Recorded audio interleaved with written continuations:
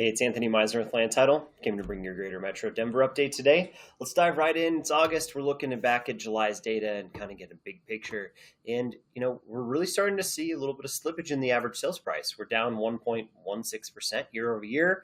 And it's largely due to the fact that we have 25% more active units of inventory on the market than before, right? Buyer behavior hasn't really changed much because their circumstances haven't changed much. But sellers have obviously been tired of sitting on the sidelines for so long. So 3% increase in pendings last month. That's a good sign to see a little bit over last year. Let's take a look at it from an attached standpoint, right? So the attached market is very different, right? We're talking about minus 7.5% in the average sales price. This has really felt that pull down way more than the detached market. Inventory hasn't been that much different, 27% up, but buyer behavior has slipped as the seller behavior has gone up. So that's a tough market, right? This is easily the toughest part of the market we have to talk about. So let's kind of look into a little bit more of what's causing all this, right? 13,000 total units combined for everything on the market. There's definitely places with more inventory than others and a much larger shift. But Broomfield and Jefferson County have seen a much larger shift this year. What that's done is it brought them more in line with everybody else. So 36% increase in Jefferson County, Broomfield County, 33%. But places like Denver felt this stretch already last year, right? So they're only about 10% more than they were at this time. So those sellers have kind of curbed their enthusiasm as it's gotten a little bit harder to sell homes. New listings, as far as that's concerned, people are still coming to market a little bit more than they were. We're up about 5% year over year. So new stuff coming on in the market has been tough. It's been way slower than it was in years past, but we're creeping back up there because of need, right? I mean, it's very clearly because of necessity. Now, if you look at month supply of inventory, this is combined for the market because it does matter a little bit, but in terms of just being able to communicate this to your clients, this might be a better way to put it. Most markets, if you look at the table at the bottom, are pretty well in line with each other.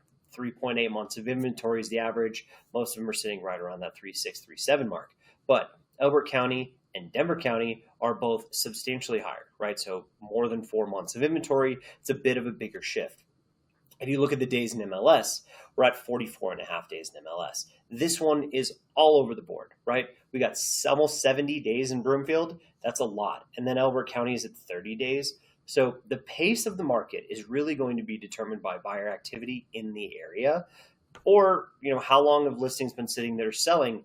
Most of them are looking like the ones that have come on the market best foot forward are the ones that are getting sold quickly, right? You can see it because there's a lot of inventory that's been lingering, but the bulk of the inventory is still selling relatively quickly. Now, is it last year? No. It's a couple weeks longer, but it's still not that bad. It could be a lot worse. Expected for it to change too in the upward trend.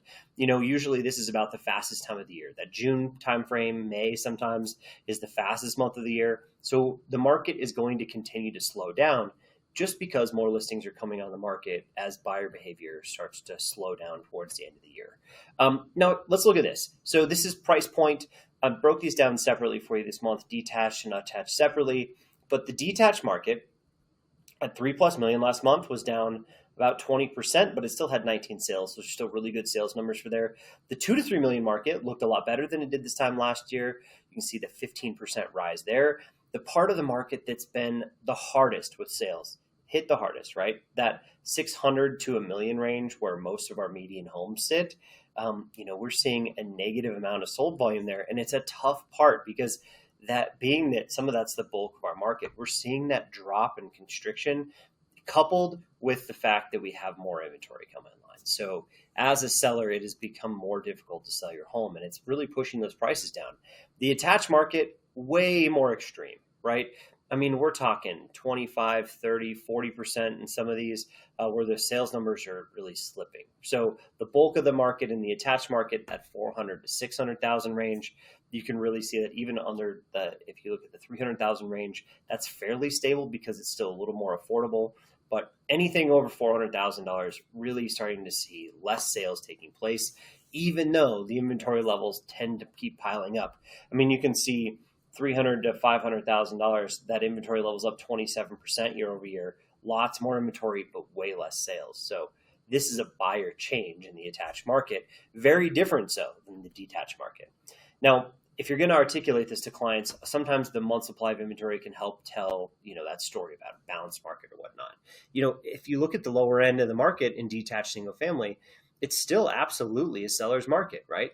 But once you start getting into that 3 months of inventory where it's starting to balance out a little bit and then on up, 3 to 6 months of inventory all the way up to 2 million, right? This market is getting much and much more difficult, but the good homes that are priced right are still selling in 35 days on average, right? So you really can see how by price range it can matter a lot. If you're working in the luxury market, that 2 to 3 million range, 6.5 months of inventory, it's definitely a buyer's market, but 3 million and plus, 11 months of inventory, right? Lot to choose from. Best stuff is still selling, but it's taking a little bit longer. So 2 million and 3 million and over, definitely longer days in MLS, but it's because there's so much to choose from. If you look at the attached market, this is where that dynamic shift is between detached and attached. There's so much more attached inventory, right? Starting at 4.5 months in the shortest amount, right? That's $400,000 to $500,000 range, and it just really stacks up from there. The more expensive attached market is going to be even slower, but you can see 50 days in MLS or so on most of these price ranges. It's just taking a long time to get them sold because there just aren't the buyers out there. So less buyers, more supply. Here's what we see. We see these big changes happening year over year. Now let's look at the sold analysis, because I think we might need a dose of good news after looking at all of this kind of gloom and doom for our sellers. Buyers definitely go out and get a good deal, right? I think this is a really good time for that. But when you look at the sold numbers are very similar to where they were this time last year. Year over year numbers are nearly the same. You can see in most markets, they're actually up a little bit, except for Denver and Elbert County. And if you look at the attached market, obviously it's not great across the board. We're down 10% year over year in total sales. Just a much harder market there in the attached product.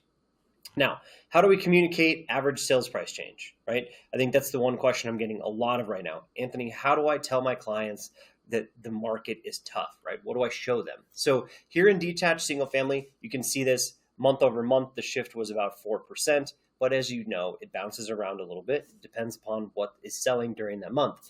But the year over year change is down 1%. So a lot more inventory has created that pressure, and pressure has created a more stable, flat environment, right? Depends on the county, but Arapahoe County went up 1%, where Broomfield County went down 3.5%.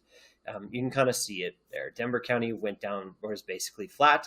So most homes sold for an average of $9,000 less than they did this time last year. So that's definitely worth sharing, but you don't want to scare people too much if it's something that maybe they don't need to hear. But if you have people sitting on the market that need to make price adjustments, this absolutely could be the reason why. Now, the attached market, this one is just so hard because top dollar came in 2022, and we've seen nothing but erosion in the price since then. And so here we are again, 7.5% down from this time last year. When's the bottom? I mean, when are they affordable again? I think is the better question. But the average attached product went for $34,000 less than this time last year. Certain markets have favored a little better than others, but Denver specifically is down almost 10%. So you can really see how much that's changed. The price, this is the last slide I've got for you, by the way, but this one is our list to sale price, or our percentage sold price to list price. You can see that it's still at like 98, 99%.